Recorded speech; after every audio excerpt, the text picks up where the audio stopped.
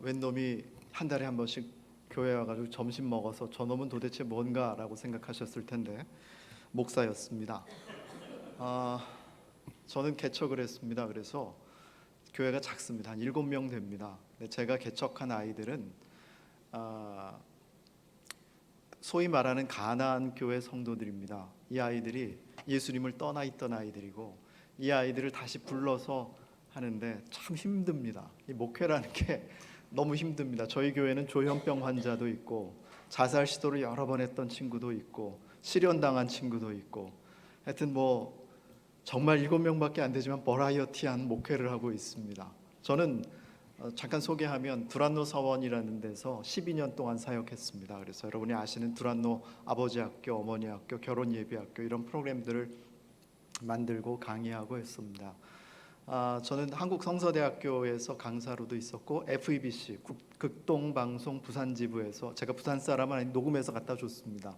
진행 및 강의를 했던 적도 있습니다. 제가 이렇게 얘기 드리는 것은 믿을만하다, 이단이 아니다라는 것을 얘기 드리고 싶습니다. 근데 제 얘기 잘 들리세요? 사실은 제가 요 밑에서 설교를 하려고 했는데 이병모 전도사님이 안 올라가면 안 된다 그래서 여기로 올라왔습니다. 이제 저는 좀 겸손해가지고 이렇게 내려가고 싶은데 좀 이렇게 움직이면서 설교를 하거든요. 왜냐하면 자는 사람 탁 때려가지고 깨우고 막 이래야 되는데 이런 맛이 또 설교자한테 있거든요. 근데 여기서 하면은 못 깨워. 그래가지고 예전에 CBS에서 저한테 인터뷰 요청이 있었습니다. 요즘에 뭐 한판 승부라는 그 박재홍 아나운서가 진행하는 프로그램이었는데 갑자기 이제 박재홍 아나운서가 저한테 질문을 하나 하는 것이었습니다. 한국 교회에 교회마다 예배와 찬양팀이 이렇게 많이 있습니다. 악기도 다양해졌고 정말 많은 찬양곡들이 새로운 곡들이 쏟아져 나오고 있습니다. 그런데 예배를 통한 변화가 왜 없는 것입니까? 라는 질문이었습니다. 그리고 예배를 통한 부흥이 왜 생겨나지 않는 것입니까? 라는 질문이었습니다. 저는 그 질문에 두 가지로 답을 했습니다. 그것은 여러분 잘 들어주셨으면 좋겠습니다. 첫 번째, 오늘 이 강의를 한번 설교를 잘 들어보고 좀 괜찮은 놈이네, 들어줄 만한 놈이네 그러시면 이따가 밑으로 내려오셔서 또 들으시면 1시간밖에 안 할 거예요. 또 들어주실 거죠? 예, 다 봤어요. 여기서 그냥 할까요? 또 계속? 제가 두 가지로 얘기했습니다. 왜 예배팀과 화려한 조명과 이런 음악팀이 있는데도 불구하고 왜 부흥이 없는가? 첫 번째 문제는 예배 인도자들의 문제다라고 얘기했습니다. 예배 인도자들의 문제, 그것이 무슨 문제일까요? 예배 인도자들은 인도자라 하면 그 길을 가본 사람이어야 됩니다. 한빛전원교회로 오려고 하면 그 길을 가본 사람이 안내할 수 있는 것이죠. 그렇죠? 전혀 모르는 사람이 어디요? 그러면서 막 찾아다니면 그 사람도 못 찾고 이 사람도 못 찾는 겁니다. 그렇죠? 그런데 예배 인도자들이 그렇다는 거예요. 예배 인도자들이 하나님을 만난 경험이 없어요. 앞에서 찬양하고 그럴듯하게 월십 댄스도 하고 반주도 하고 하는데 하나님에 대해서 나 목소리 좋아요 라고 찬양하지만 하나님을 만나본 경험이 없어요. 그래서 하나님께로 이끌지 못해요. 그래서 싱어롱 수준으로 되는 거예요. 그래서 드럼이, 베이스 기타가, 건반이 언제 치고 빠져야 되는지 몰라요. 하나님의 임재가 막 임하시는데 무조건 두들기면서 나가고 있어요. 예배 인도자가 하나님을 만난 경험이 없으면 인도하면은 어렵습니다. 성도들을 하나님께로 이끌 수가 없습니다. 성경에 소경이 소경을 인도한다라는 말씀, 예수님 말씀이었습니다. 똑같은 말씀인 거예요. 여기 있는 목사가 하나님을 만나지 못하고 하나님께로 인도한다? 말이 됩니까? 안 되죠? 목사가 하나님 만나지 않고 인도하는 것은 말이 안 된다고 하면서 찬양 인도자가, 건반 주자가, PPT 하시는 분이 하나님 만나지 못하고 인도하는 것은 괜찮습니까? 저는 인도자의 범위가 여기 아까 메인 리더 하셨던 이병모 전도사님만이 인도자가 아니라고 봅니다. 여기서 예배 인도자라고 하는 것은 건반주자, 드러머, 베이스 기타, 싱어 포함해서 밖에서 안내해 주시는 분, 헌금 위원들, 방송실에 계신 분들, 이런 분들까지 다 예배 인도자인 것입니다. 이분들이 하셔야 되는 일은 첫 번째, 하나님을 만나셔야 돼요. 그래야 인도가 가능하다라는 것입니다. 여러분, 저는 예전에 대형교회에 있었습니다. 10,000명 되는 대형교회, 아마 제가 이름 대면 아실 분들도 계실 겁니다. 그런데 그 교회의 목사님이 미국에서 오랫동안 목회를 하시고 미국에서 학위를 받으시고 한국에 들어오셨는데, 목사님이 재정적인 비리가 있었던 것입니다. 미국에서 어느 정도 목회에 성공했다라고 생각하고 미국에 학위가 있고 박사고 뭐 이래서 데리고 왔는데 교회에서 헌금 유용을 합니다. 근데 저희 교회에 어떤 일이 있었냐면 7년 전부터 신천지가 잠입해 있었어요. 그래서 성도들이 신천지가 이제 으쌰으쌰하기 시작합니다. 성도들을 모으기 시작합니다. 거기에 마치 자기들이 의인인 양 비리를 이렇게 들추어내면서 목사님을 그렇게 하기 시작합니다. 결국 10,000명 되는 교회가 쪼개지기 시작했습니다. 그 주변 교회로 다 흩어졌고 그 교회는 정말 힘들었습니다. 서로 쟁탈전을 벌였었습니다. 이 교회 건물을 차지하기 위한 쟁탈전을 벌였고 거기에 많은 성도들이 다치고 힘들어하고 슬퍼했었습니다. 이 원인 하나, 물론 신천지가 있었습니다만 하나님을 만나지 못한 담임 목사의 책임이었던 것입니다. 나는 여러분들이 이제 우리 교회 안에 교육자를 드릴 때에, 모실 때에 학위도 좋고 뭐 어느 학교 출신도 좋고 다 중요하지만 중요한 것 하나, 제일 중요한 것 하나, 그 사람이 하나님을 만나는가가 중요한 것이에요. 그래서 이 하나님을 만난 사람을 세우셔야 되는 것입니다. 안 그러면 학위만 가지고 있다고 하면 그 꼴이 나는 것입니다. 사랑하는 성도 여러분, 마음이 깊이 새기십시오. 그리고 기도하십시오. 하나님을 경외하고 하나님을 만난 사람이 인도자가 되어야 된다. 그리고 그 사람이 와야 된다라는 것입니다. 두 번째, 회중의 문제였습니다. 왜 예배를 하는데 부흥이 일어나지 않는가? 변화가 없는가? 회중의 문제였어요. 제가 두란노 서원이라는 곳에서 예배 학교를 만들어서 한 번에 400명씩 모아서 예배 인도자들을 가르쳤었습니다. 그런데요, 문제는 그들이 예배 학교를 10주 동안 했는데 그것을 마치고 갈 때는 막 은혜가 있고 변화가 있고 뭔가 할 것 같이 갔는데 교회 가니까 변화가 없어요. 왜냐? 성도들이 변화가 없기 때문이에요. 제가 두란노 서원에서 아버지 학교를 진행했는데 벌써 주무시면 안 됩니다. 제가 내려가는 수가 있어요? 여기서 다 보여요? 눈 크게 뜨세요. 자, 기지개 한번 펴시고. 야, 좋습니다. 제가 두란노 아버지 학교라는 프로그램을 진행했었는데 그 아버지 학교에서 문제가 되는 게 하나 있었습니다. 뭐냐? 아버지들은 변했어요. 아버지가 살아야 교회 가정이 산다. 으쌰으쌰하고. 해보신 분? 아버지 학교 출신이세요? 네, 감사합니다. 아버지가 살아야 가정이 산다 하면 으쌰으쌰 했는데 안 변해 가니까 또 그대로 돌아와. 아버지는 변했는데 엄마가 안 변해. 그래서 저희가 어머니 학교를 만들었어요. 이 원리예요. 예배팀이 변화돼서 갔는데 교회 성도들이 변하지 않는 거예요. 왜냐하면 이 성도들이, 제가 전국을 다니면서 이런 설교를 하고 강의를 하거든요. 예배가 뭡니까? 라고 장로님들, 권사님들 그렇게 오래 다니셨던 분들한테 물어봤어요. 예배가 뭐예요, 권사님, 장로님? 제가 실제적인 질문을 해요. 여기서 해볼까요? 제가 시간이 없어서 못할 것 같아요. 괜히 안면이 좀 이상해질까 봐. 예배가 뭡니까? 하는 답을 못하세요. 어영부영. 예배에 대해서 제대로 배워본 적이 없는 거예요. 매주 예배를 하니까 예배가 이런 것이다 라고 생각을 하는 거예요. 그렇지 않아요. 여러분들이 예배에 대한 교육을 성도들이 받지 않으면 교회는 예배로서의 부흥을 할 수가 없습니다. 이 드려지는 예배가 그냥 우리의 흥을 돋구기 위한 어떤 기독교의 카타르시스를 위한 것이 아니라는 것입니다. 하나님께 정말 드려짐이 되는가? 나는 어떤 태도를 갖고 있는가? 나는 어떤 모습인가가 중요하다라는 것입니다. 제가 평생 잊혀지지 않는 질문 한 가지가 있습니다. 그것은 제가 고등학교 시절이었습니다. 우리 선생님 한 분이 너희가 1년에 52주 예배하는데 너희 예배를 하나님께서 몇 번이나 받으시겠는가? 라는 질문이었습니다. 민지야, 오빠 봐야지. 핸드폰 보고 있어. 52주 예배를 하는데 우리 청년들하고 제가 많이 친하거든요.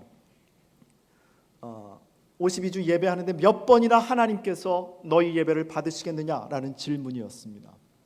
근데 우리가 소그룹이었어요. 한 7, 8, 6명, 7명 이렇게 있었는데 선생님이 손 들어보라는 거예요. 자, 52주 다 받는다 손 들어라. 그러니까 아무도 못 드는 거예요. 왜요? 몰라요, 예배가 뭔지. 그냥 교회에서 노래하고 설교 들으면 마음이 좀 부유해지면 좋은 줄 알아요. 30번 못 들어요. 20번 하니까 저하고 제 친구가 쭈뼛하고 들었어요. 야, 그래도 반타작은 하지 않겠냐? 뭐 이런 논리였어요. 이렇게 열심히 하는데 한 번도 안 빠지는데 헌금도 하는데 뭐 이러는데, 근데 마음속에는 정말 받으실까라는 의문이 들었던 것이죠. 여러분은 어떻습니까? 지금 만약에 손들기를 한다면 하나님께서 52주 다 견장 떼고 내가 목사라는 거, 장로라는 거, 권사라는 타이틀 다 떼고 무슨 직함 맞은 거 다 떼고 하나님께서 여러분에게 정말 예배 받으십니까? 라고 했을 때에 몇 번이나 손을 들 수 있습니까? 우리는 교회에서 예배에 출석하고 나서 교회 예배를 했다라고 착각합니다. 제가요 해외에 갔다 오면서 주일 저녁 예배를 드릴 수가 없었습니다. 비행기 시간이 주일 저녁밖에 없었습니다. 요즘에 주일 저녁에 예배하는 데가 별로 없잖아요. 비행기를 타고 오면서 마음이 졸였습니다. 그래도 비행기 안에서 기도했습니다.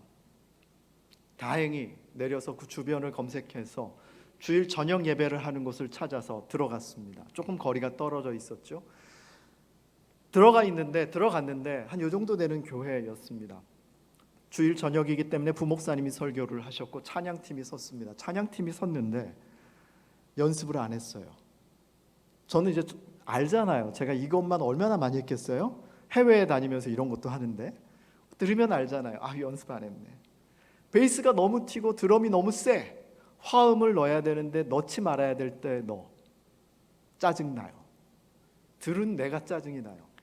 그래서 뒤에서 팔짱 탁 끼고 진짜 연습 좀 하지. 그리고 저 뒤에 목사들은 맨날 저 뒤에 앉아 있거든요. 저 뒤에 앉아가지고 막 판단질하고 있었어요. 에휴, 정말 좀 똑바로 하지.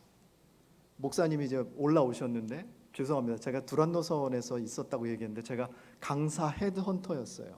강사분들 설교 5분만 하는 거, 강의 5분 하는 거 들으면 그 사람에 대한 파악이 다 되고 저 사람 얼마짜리 강사 이게 다 돼요. 여러분 느끼세요? 제가 어느 정도 얼마짜리일까요? 노코멘트 하시는군요. 예의가 바르세요. 들려요. 저는 그게 보여요. 그 10년 동안 그 일만 했으니까. 설교를 딱 하는데 설교 준비가 엉망이에요. 더군다나 저는 전공이 성서 주해예요. 성서를 주해해서 가르치는 사람이었어요. 그러니까 잘 알죠. 설교 준비 좀 정말 잘하지. 이게 교회 이름이 준비 안 된 교회 이랬으면 좋겠다. 막 이런 생각이 들 정도였어요. 제가 뒤에서 판단질을 하다가 목사님 축도라면서 축도가 끝나자마자 제가 인사다라고 막 뛰어나왔어요. 횡단보도 앞에서 딱 기다리고 있는데 초록불을 딱 바뀌는 순간에 제가 그런 마음이 있었죠. 그래도 오늘 주일 예배는 했네. 주일 성수했네.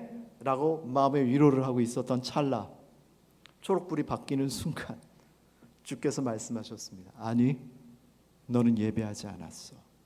아니, 너는 예배하지 않았어. 저는 교회에 출석한 것이 예배를 했다, 예배가 이루어졌다 착각했던 것이죠. 우리는 출석하면서 예배를 했다라고 착각하는 경우가 있어요.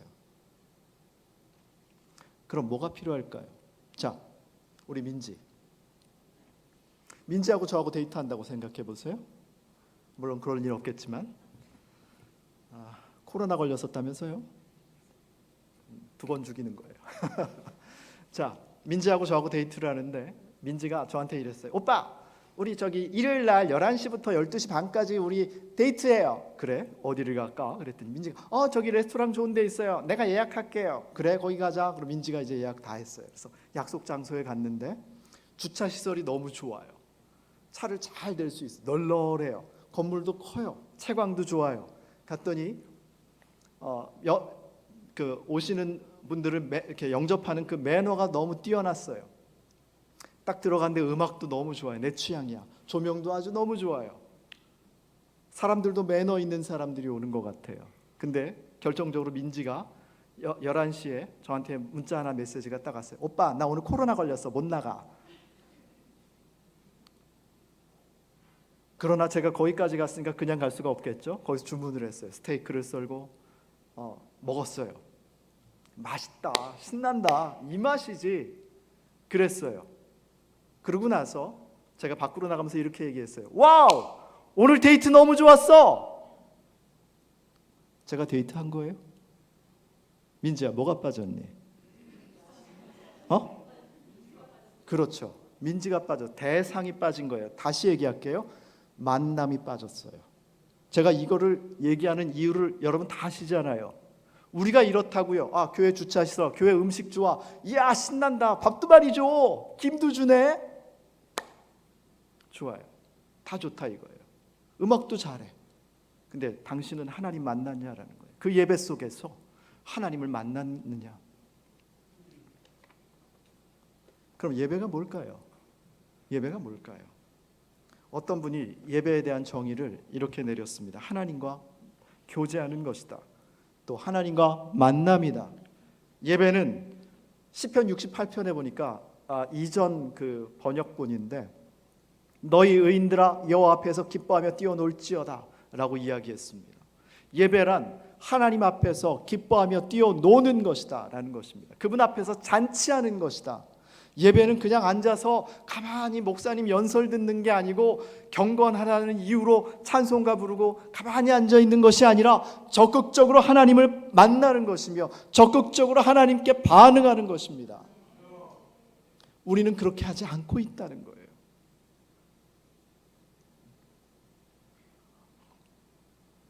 여러분, 아까 만남에 대한 이야기가 나와서 얘기하는 건데, 우리는 하나님을 만나는 것에 대해서 좀 불편함이 있어요. 만나고 싶어 할 때는 좀 간절할 때만 만나고 싶어 하고, 평상시에는 좀 덜 만났으면 하는 그런 생각이 있어요. 그래서 뭐 결단하고 기도원 같은 데 가서 밥 굶어야 좀 만나주시고 뭐 이런 분으로 생각을 하세요. 주일날 만날 생각 안 하고. 여러분 생각해 보세요. 10년 만에 한 번씩 기도원 가서 예수 만난다? 수련회 가서 10년 만에 한 번씩 만난다? 여러분, 연인들끼리 우리 민지랑 저랑 이렇게 사랑하는 사이라고 얘기했을 때, 만약에 민지가 저한테 10년 만에 사랑해요 하고 한 번씩 만나주면 그게 사랑하는 거예요? 아니죠. 그 여러분은 어떠세요? 하나님 만나고 계세요? 주일 예배 때마다?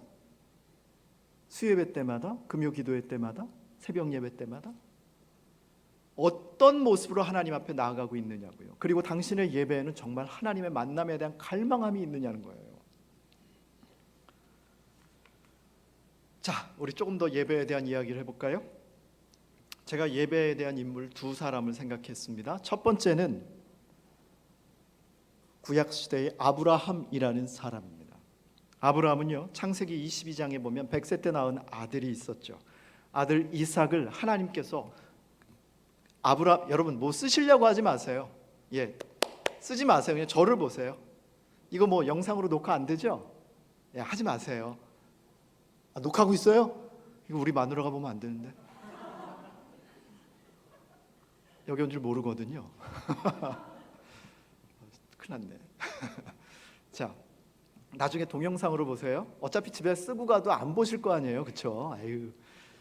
자, 구약 성경에 아브라함이라는 사람이 있었습니다. 근데 그 아브라함에게 하나님께서 테스트를 하십니다. 자, 회장님 주무시지 마시고, 아브라함에게 테스트를 하는데 어떤 테스트를 하는가? 너에게 데리고 있는 이삭을 바쳐라 라는 테스트였습니다. 하나님께서 템테이션, 유혹을 한 게 아니라 테스트했다라고 성경에 나와 있습니다. 그렇다면 어떤 마음의 테스트였을까? 혹시 그런데 저는 이 창세기 22장을 아브라함이 이삭을 바치는 내용을 묵상하다가 이런 거를 봤습니다. 어떤 내용이냐면, 내 아들, 내 사랑하는 독자, 그 아들, 내 독자도, 이 반복되는 단어가 있습니다. 왜 하나님께서 이 단어들을 계속 반복하실까? 하나님께서 단순히 아브라함을 테스트하기 위해서 하신 것이 아니라 하나님께서는 그 마음을 나누고 싶으셨던 것 같아요. 왜냐하면 아브라함도 독자 이삭이 있었고 하나님도 독자 예수가 있었어요. 그런데 몇천 년 뒤에 자신의 아들이 십자가에 못 박혀 죽어야 돼요. 그 아버지의 마음을 이삭하고 나눈 게 아니죠. 아브라함하고 나누고 싶은 마음은 아니었을까? 이건 뭐 주해적으로 주석적으로 제가 설명할 수 없어요. 그냥 제가 느낌적인 얘기를 하는 거예요. 하나밖에 없는 아들을 십자가에 못 박아야 되는 그 아버지의 마음을, 슬픈 마음을, 상한 마음을, 그러나 사랑하는 마음을 아브라함과 나누고 싶으셨던 것은 아닐까? 그것을 우리에게 그대로 적용한다면 이 한빛전원교회를 이 지역에 세우시면서 한빛전원교회 성도들아, 이 지역에 죽어가는 영혼들이 보이느냐? 이 지역에 타락한 청소년들이 보이느냐? 이 지역에 아픈 사람들이 보이느냐? 장애우들이 보이느냐? 외국인 노동자들이 보이느냐? 하나님께서 그 마음을 나누고 싶으셨던 건 아닐까요? 우리끼리 여기 와서 신난다, 놀자, 놀진 않죠. 신난다 막 이러면서 여기만 우리끼리 교회 안에 갇혀 있는 것을 원하시는 게 아니에요. 잃어버린 영혼을 향해서 가야 되는 거예요. 제가 아까 설명을 하나 빼먹었는데, 여러분들이 예배를 드린다면 그 예배의 열매가 뭐냐는 거예요. 예배의 열매가 뭘까요? 그냥 단순히 교회 봉사 열심히 하는 거예요? 헌금 많이 하는 거예요? 아니요. 여러분의 예배의 열매는 무엇이 됐냐? 복음을 전하는 것, 사랑을 전하는 것, 그것이 예배의 열매죠. 아브라함에게 그런 하나님 아버지의 마음을 나누셨습니다. 그런데요, 오늘 성경에 보니까 NIV나 굿뉴스 바이블이라는 영어 성경에 보면 이렇게 나와 있습니다. 성경의 창세기 1장부터 22장 가운데에 worship, 예배라는 단어가 처음 쓰여져 있습니다. 영어로 된 worship, 예배라는 단어가 아브라함이 이삭을 바칠 때에 worship이라는 단어가 처음 쓰였다라는 겁니다. 그것은 무엇인가? 예배는 단순히 목사 연설 듣고 찬송 부르고 뭐 어떤 이벤트하고 예수 예식하는 게 아니라 자신의 이삭을 바치는 게 월십인 거예요. 자신의 이삭을 바치는 게 예배라는 겁니다. 여러분의 이삭은 무엇입니까?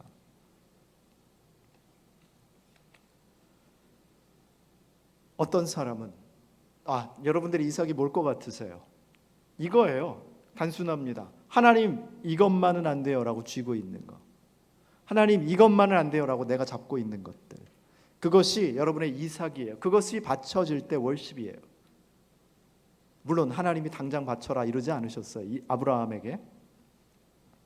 어떤 사람은 부동산일 수 있어요. 어떤 사람은 돈일 수 있어요. 어떤 사람은 자기 자식이 자신의 이삭일 수도 있어요. 젊은 시절 저는 제 결혼이 저의 이삭이었어요. 근데 하나님이 어느 날 갑자기 저에게 그런 얘기를 하셨어요. 너의 이삭을 바쳐라. 기도만 하면 자꾸만 부담스럽게 너의 이삭을 바쳐라, 너의 이삭을 바쳐라 그러시는 거예요. 근데 제가 그 기도를 하고 하나님의 그런 마음을 들었을 때 어떤 일이 있었냐면, 제가 결혼하기로 약속했던 자매가 제주도의 선교단체에 들어가서 훈련을 받고 있었습니다. 근데 그 자매가 저하고 결혼하기로 약속했는데, 이것 때문에 제가 방송 녹화하지 말라고 그런 거였는데, 이 아내가 제가 보면 제가 순교자의 반열에 들어가거든요. 이 자매가 다른 놈을 거기서 만난 거예요. 결혼하기로 이제 약속했는데. 그러니까 하나님이 걔 딴 놈 만났다 이렇게 하지 않으시고 내려놔라 계속 그러시는 거예요. 그래서 제가 마음이 네 내려놨습니다 했다가 줬다가 뺏었다가 줬다가 뺐다 이러는 거예요. 참 너무 힘들었지만 결국은 그 자매를 내려놓고 제 결혼도 하나님께 올려드렸습니다. 저한테는 그게 이삭을 바치는 경험이었습니다. 최근에 또 하나님께 저에게 이삭을 바치라고 하고 있습니다. 부담스러워 죽겠습니다. 어쨌거나 그것이 저에게 예배였습니다. 지금은 제 아내랑 결혼을 잘 살고 있습니다. 제 아내 대한항공 스튜어디스 출신입니다. 야유 같습니다. 스튜어디스 출신인데 되게 무섭습니다. 그리고 저를 버리고 갔던 그 여자분은 그 남자랑 결혼했습니다. 미국에서 감사하게도 상당한 고난 가운데 있다고 하더라고요. 너무 감사하죠? 여러분의 이삭을 바치는 것은 무엇인가? 여러분의 꿈을 바치는 것일 수 있어요. 그리고 여러분의 비전을 바치는 것일 수 있고 앞으로의 모든 것들을 바치는 것일 수 있습니다. 여러분의 그것이 예배라는 거예요. 여러분들 그런 예배를 하실 마음이 있습니까? 내가 내 것만 꼭 쥐고 그렇게 하지 마시고, 이 모든, 아까 우리 찬양회 때 다 나왔어요. 설교 내용이 모든 것이 은혜이기 때문에, 하나님의 것이기 때문에, 그렇다고 교회에다가 뭐 갖다가 바쳐라 이런 게 아니라 하나님이 원하실 때 그것을 내려놓을 수 있는가라는 겁니다. 그것에 지배를 당하지 않을 수 있는가라는 거예요. 두 번째, 신약 성경의 인물은요, 마태, 마가, 요한복음에는 이 여인을 마리아라고 얘기했는데, 우리 아까 본문에 읽었던 말씀입니다. 한 여인이 나와 있는데 그 여인이 뭐 약간 다른 것 같습니다. 상황도 다르고 뭐 그렇습니다. 누가복음 7장 아까 보셨죠? 이 여인이 예수님께 행한 것, 그것이 바로 예배인 것입니다. 예수님께서 바리새인 집에서 잡숫고 계시는데 이 여인이 죄인이었어요. 그 죄인인 여자가 향유 옥합을 가져다가 예수님의 등 뒤로 와가지고 그것을 예수님께 이렇게 어떤 데는 깼다, 어떤 데는 뭐 이렇게 부었다, 이렇게 표현이 되어 있습니다. 자, 예수님께 깼다라고 했을 때 어떻게 깼을까요? 예수님께 그냥 팍 깼을까? 머리 위에다가 예수님 향유 옥합 맞고 기절하고 막 보혈이 막 낭자하고 그러진 않았을 것 같아요. 그렇죠? 여러분 그거 아시나요? 앰플 아시죠? 예, 안 써보셨어요? 앰플 같은 거 이렇게 보면 이렇게 돼 있어가지고 똑 해가 졸졸졸 나오잖아요. 그거예요. 향유 옥합이 이렇게 보울처럼 돼 있고요. 이렇게 돼 있어요. 똑 떨어뜨려서 이렇게 하면 졸졸졸 나올 수 있는 향유 옥합이에요. 무식하게 예수님 머리에 깨빡친 게 아니에요. 자, 그런데 중요한 거는요, 이 여인의 모습이에요. 이 향유 옥합의 가격이 얼마나 됐을까요? 노동자가 1년 버는 1년치 연봉이었던 거예요. 그런데 또 이 여인 보십시오. 이 여인이 눈물로 그 발을 적셨다라고 얘기했습니다. 어떻게 적셨을까요? 서서 뚝뚝뚝 떨어뜨렸을까요? 아니요. 어떻게 했을까요? 엎드렸던 거예요. 엎드렸던 거예요. 눈물을 흘렸대요. 자신의 죄를 회개하는 마음과 또 나 같은 사람 용서해 주셨다는 그 감사가 이 여인에게는 있었습니다. 자, 머리털로 닦았다고 그랬어요. 머리털로 닦았는데 여러분, 자신의 머리털로 예수님의 그 발을 닦았다. 고린도서에 보니까 여인의 머리카락은 여인의 영광이라고 얘기하고 있어요. 자, 그것을 봤을 때에 자신의 영광을 완전히 예수님 발 앞에 내려놓은 거예요. 그리고 그 발 앞에 입 맞췄다라고 얘기하고 있어요. 그건 뭐냐? 예배했다라는 거예요. 그 자체가 예배다라는 거예요. 여기서 우리는 예배를 배울 수 있어요. 왜 우리는 많은 시간을 예배하면서도 변화가 되지 않는가? 그건 참다운 예배를 드리지 않았기 때문입니다. 여러분, 향유 옥합을 드리는 거룩한 헌신이 있었습니까? 여러분들로 1년 연봉 바치십시오, 이런 뜻이 아니에요. 그렇게 정성과 열정과 힘을 다하는 예배가 있었냐라는 거예요. 신명기 6장에 보면 하나님을 사랑할 때 마음과 뜻과 힘과 정성을 다해 예배하라고 하는데, 우리는 이 예배 때 그런 정성이 있었느냐라는 거예요. 시간 됐으니까 밥 먹다가 그냥 놀다가 뒤에서 수다 떨다가 그렇게 오는 예배 말고 자신이 정말 하나님에 대한 열정을 갖고 예배를 하고 있는가라는 겁니다. 우리는 눈물을 잃어버린 지 오래됐습니다. 감격의 눈물, 감사의 눈물, 회개의 눈물을 잃어버린 지 너무 오래됐던 것입니다. 그리고 자신의 죄가 하나님 앞에서 얼마나 심각하신 것인지에 대한 자각이 없기 때문입니다. 그리고 하나님보다 자신의 영광을 더 사랑했기 때문입니다. 자신의 영광을 땅에 버리지 않고 자신의 영광을 그저 간직하고 하나님보다 그 영광을 사랑하는 것입니다. 그리고 우리는 그 발 앞에, 예수님 발 앞에 무릎 꿇기를 싫어하는 본성이 우리들 안에 있습니다. 여러분은 어떻습니까? 어떤 나이 연로하신 목사님께서 이 젊은 목사에게 제가 예배 사역을 오래 했다고 하니 물어보셨습니다. 목사님이 이런 질문을 하더라고요. 큰 교회 목사님이셨습니다. 목사님, 예배가 뭡니까? 예배가 뭡니까? 제가, 그분이 예배를 몰라서 그랬습니까? 저보다 더 잘 아시죠. 그런데 저한테 그 연로하시고 은퇴를 앞두신 목사님께서 그렇게 얘기하시는 거예요. 예배가 뭡니까? 자기는 이제 예배를 더 알고 싶고 하나님에 대한 갈망이 있다는 겁니다. 제가 그렇게 대답했습니다. 예배는 주인을 바꾸는 것입니다. 예배는 주인을 바꾸는 겁니다. 오늘 이 본문에 나와 있는 이 여인의 모습처럼 예배는 주인을 바꾸는 거예요. 내 소유가 아니라 삶도 명예도 호흡하는 것도 내게 아니다. 돈도 내게 아니다. 부동산도 내 것이 아니다. 자녀들도 내 것이 아니다. 주님이 주인이시다. 나는 청지기일 뿐이다. 그 의식을 갖는 것.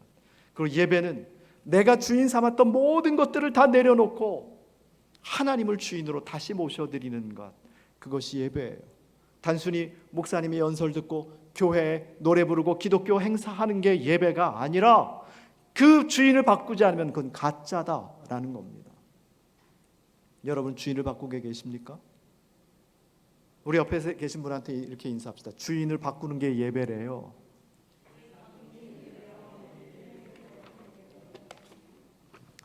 여러분 한빛전원 교회는 제가 알기에 옛날부터 우리 지목사님께서 뜨거운 찬양을 지으시고 인도하시고 이런 것들을 제가 알고 있습니다. 여러분의 예배는 어떻습니까? 여러분의 예배는 주인을 바꾸는 예배십니까? 여러분의 예배는 변화가 있습니까? 부흥이 있습니까? 회복이 있습니까?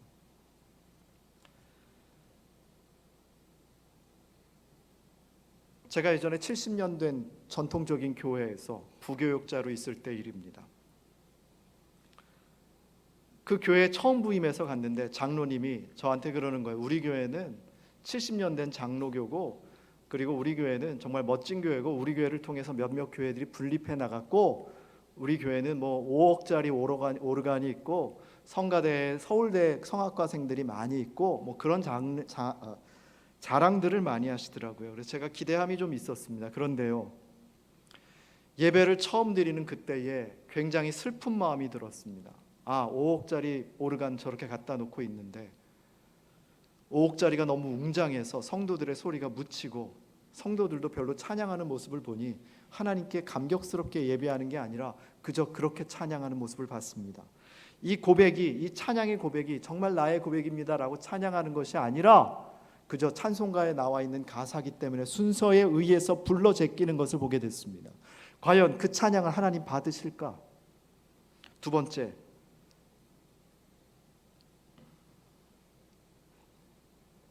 주일 예배 때 대표 기도자가 나와서 대표 기도를 하는데 대부분의 대표 기도자들의 패턴이 똑같습니다.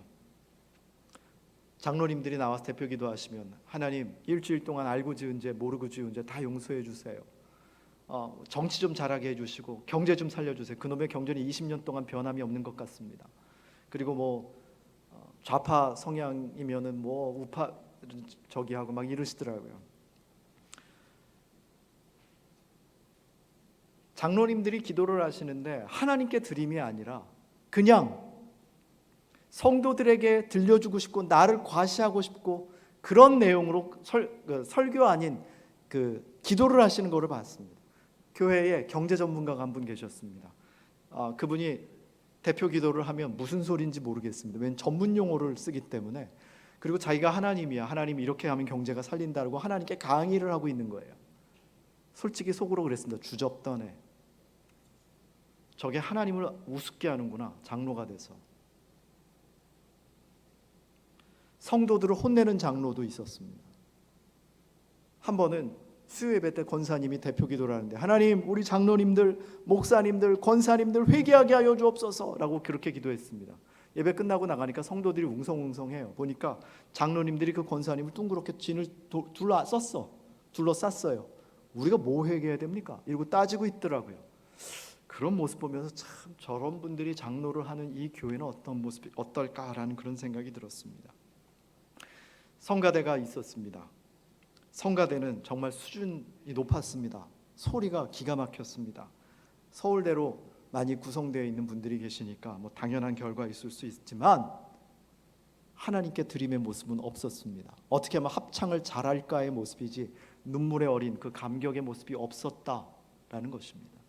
그분들은 그저 합창을 기독교 합창을 했던 것뿐이지 하나님께 드리는 예물이 아니었다라는 것입니다.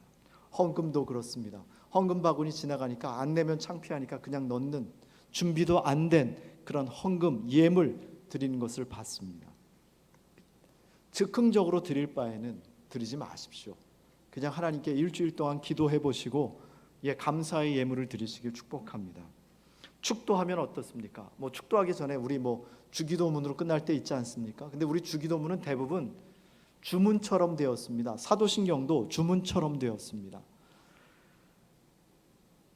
주기도문은 그저 예배가 끝나는 시그널일 뿐입니다. 야, 이제 예배 끝난다 그러면서 굉장히 빨리 하죠. 하늘에 계신 우리 아버지요. 축도도 목사님께서 축도하시면 그냥 바로 다 튀어나갑니다. 아니, 그 말씀을 받고 그렇게 찬양의 감격이 있다면 회개의 눈물을 흘리고 하나님께 조금 더 기도할 수 있고 하는데, 밥 먹으러 가야 되고 차 빼러 가야 되고 봉사하러 가야 되고 다 우르르 나갑니다. 제가 아까 만명교회 사역했다고 그랬죠? 축도로 다 예배 마치잖아요.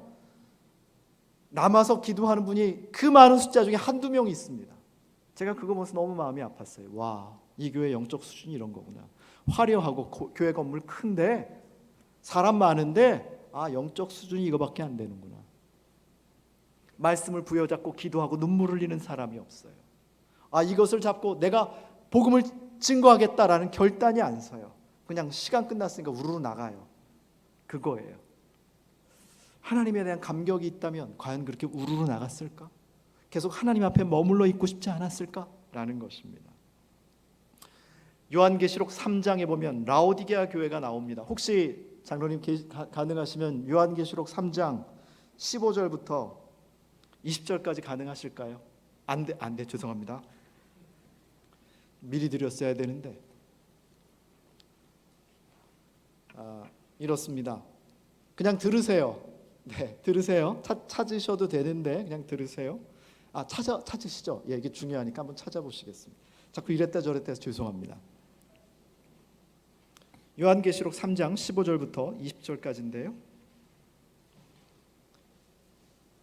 우리 청년들한테 제가 한번 설교했던 내용 같습니다. 내가 내 행위를 아노니 내가 차지도 아니하고 뜨겁지도 아니하도다.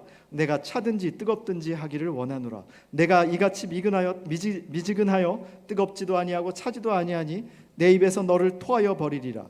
이건 뭐냐면 심판하겠다 뜻이에요. 토하여 버린다라는 걸 심판하겠다. 내가 말하기를 나는 부자라 부유하여 부족한 것이 없다 하나 내 곤고한 것과 가련한 것과 가난한 것과 눈먼 것과 벌거벗은 것을 알지 못하는 것. 20절에 가면 이렇게 얘기하고 있습니다. 20절 볼지어다 내가 문 밖에 서서 두드리노니. 우리는 이 20절에 대해서 잘못 착각할 때가 많습니다. 이것이 믿지 않는 사람들에 대한 전도의 모습으로 예수님께서 바깥에서 마음의 문을 노크하고 계신다라고 착각하고 있습니다. 그런데 정확하게는 이 20절이 라오디게아 교회의 영적 현실을 이야기해주고 있는 것이에요. 예수님께서 15절부터 17절까지 책망하신 내용이 20절에 함축이 되어 있어요. 여러분, 교회인데 예수가 문 밖에 나가 있어요. 교회의 주인인 예수님이 문 밖에 나가서 나 들어갈게 하고 노크를 하고 있는 모습이 라오디게아 교회의 모습이에요. 이것은 믿지 않는 사람들에 대해서 우리 목사님들이 잘못 가르치신 거예요. 믿지 않는 사람들이 예수님이 문 밖에서 두드리니까 문 열어주십시오. 그러면 예수님이 당신과 함께 먹고 사실 겁니다 라고 가르쳤지만 사실 이 말씀은 교회에다 하신 말씀이에요. 예수가 밖에 있는 교회. 가능할까요? 가능하다는 것을 보여주고 있는 것이죠. 예수가 밖에 있어요. 그래서 하나님의 임재가 사라졌어요. 하나님의 임재가 교회에 없어요. 그런데 성도들이 못 알아채는 거예요. 그래서 차지도 뜨겁지도 않아요. 그리고 미지근해요. 그리고 나는 부자라 부유한 것이 없다 얘기해요. 왜냐하면 그 지역 라오디게아 교회가 있던 그 지역이 무역이 활성화된 지역이었거든요. 돈이 많이 도는 데였어요. 그러니까 부유해요. 웬만큼 돈으로 다 해결을 했어요. 그리고 네가 벗은 것과 곤고한 것과 가련한 것과 눈먼 것을 보지 못한다고 책망하고 계세요. 예수가 밖에 있는지도 모르고.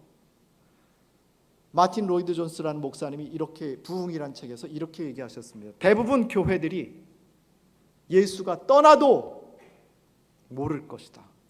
프로그램만 열심히 돌리고 있을 것이다. 여러분, 하나님의 임재가 예배 가운데 사그러들었다면 우리는 더 열과 성을 내서 하나님께 더 나가야 됩니다. 열정이 필요합니다. 제가 요거 하나만 하고 마무리하겠습니다. 예전에 제가 참 귀하게 여기던 여자 목사님이 계셨습니다. 근데 그 목사님이 암을 가지셨어요. 그 목사님께서 새벽 기도를 하는데 1시간이 넘는 거리를 운전해서 가서 새벽 기도를 하시는 거예요. 제가 몸도 안 좋은 목사님께 목사님 그냥 가까운 교회에서 하시지 왜 거기까지 가세요? 그랬더니 그 교회, 그 새벽 기도 가시는 교회가 뭐 담임 목사님 설교가 특별히 좋아서가 아니라 그 교회가 이제 시작을 하는 개척교회인데 하나님의 임재가 느껴지더라는 겁니다. 성도들 안에 하나님을 향한 갈망함이 있더라는 것이죠. 그 갈망함 속에서 하나님을 갈구하는 그 모습이 자기가 거기만 가도 하나님의 임재를 경험할 수 있더라는 것입니다.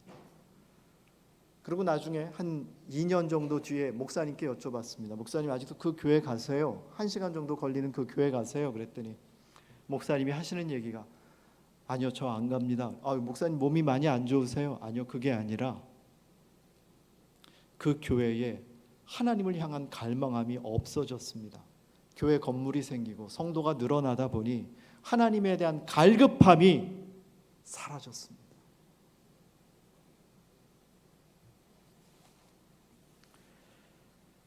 여러분, 우리는 어떻습니까? 우리는 숫자에 속고 있지 않습니까? 우리는 우리 건물에 속지 않습니까?